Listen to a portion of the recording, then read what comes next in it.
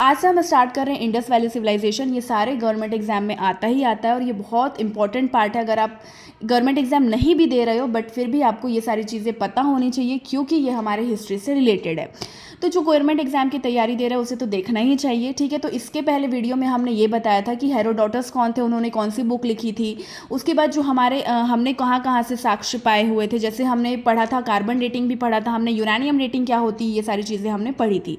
हमने ये भी पढ़ा था कि बर्ड्स होम में कश्मीर से हमें क्या क्या मिला हुआ था। तो मैं आपको बता दूं बर्ड्स होम से हमें क्या मिला था कि उस टाइम पे क्या होता था, जब लोगों को दफनाया जाता था तो कुत्ते के साथ दफनाया जाता था। तो पहले की जो वीडियो है वो आप ज़रूर जाके देखो, आपको बहुत ज़्यादा यूज़फुल रहेगी क्योंकि पहले दो वीडियो बहुत ज़्यादा इंपॉर्टेंट है। और आज हम स्टार्ट करने वाले हैं Indus valley civilisation.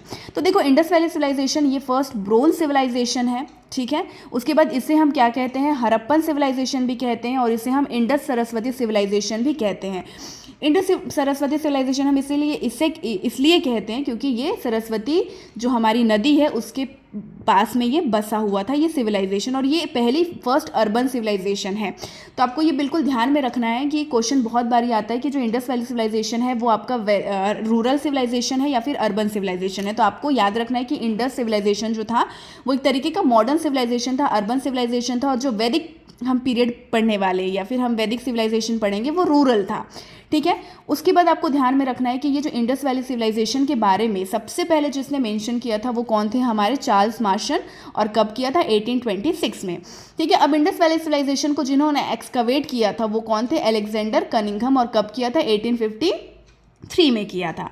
Now Indus valley civilisation को किसने डिस्कवर किया था, तो वो कौन थे, आपके आर डी साहनी 1921 में, ठीक है। अब आपको ध्यान में रखना है कि जब इंडस वैली सिविलाइजेशन का ये सारा चीज़ चल रहा था, एक्सकवेट हो रहा था, तो उस टाइम के जो डायरेक्टर जनरल थे ऑफ एएसआई, ठीक है। अब ये एएसआई क्या होती है तो मैं आपको बताती हूँ। ये एएसआई होती है आर्कियोलॉजिकल सर्वे ऑफ इंडिया, जो इंडिया में अभी भी है, ठीक है।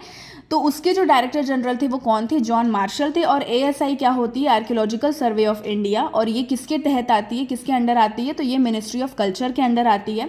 आर्कियोलॉजिकल सर्वे ऑफ इंडिया के जो फाउंडर है वो कौन है, आपके अलेक्जेंडर कनिंघम। और अलेक्जेंडर कनिंघम ने ही क्या किया था, आपको पता है कि उन्होंने एक्सकवेट किया था किसको, इंडस वैली सिविलाइजेशन को, ठीक है।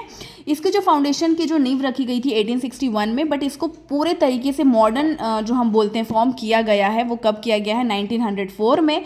और आपको ये भी ध्यान रखना है कि इस टाइम पे क्या इसके डायरेक्टर जनरल कौन थे, जॉन मार्शल थे, और इसके जो कर्जन थे वो विसे रॉय थे, ठीक है। उसके बाद हमें फिर से अगर ये पढ़ना है तो हम ये पढ़ सकते हैं कि जो हमारा जो इंडस वैली सिविलाइजेशन था वो कहाँ कहाँ तक फैला हुआ था। देखो सबसे पहले आप अगर नॉर्थ में आओगे तो जो मतलब जम्मू एंड कश्मीर में आओगे तो उस टाइम पे जो क्या होता है, अखनूर हुआ करता था, ठीक है। उस टाइम पे जम्मू एंड कश्मीर में एक गांव हुआ करता था जिसको हम अखनूर बोलते हैं, वहाँ पे था। और ये कौन सी नदी के किनारे था, तो ये मांडा नदी के किनारे बसा था, ठीक है।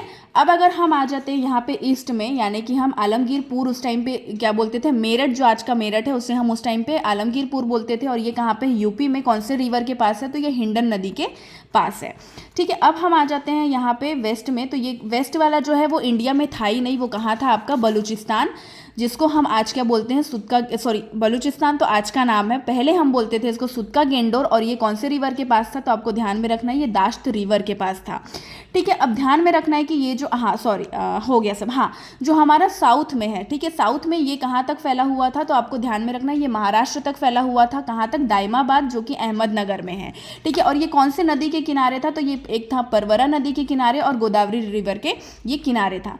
अब आपको ये इसमें यहाँ ध्यान में ये रखना है कि ये जो इंडस वैली सिविलाइजेशन का जो मैप हुआ करता था ये एक तरीके से क्या हुआ करता था, ट्रायंगुलर शेप में हुआ करता था, ठीक है। जब हम मांडा से दाइमाबाद जाएंगे, ठीक है, यानी कि नॉर्थ से साउथ जाएंगे, तो उसका जो पूरा डिस्टेंस हुआ करता था वो 1400 किलोमीटर का था।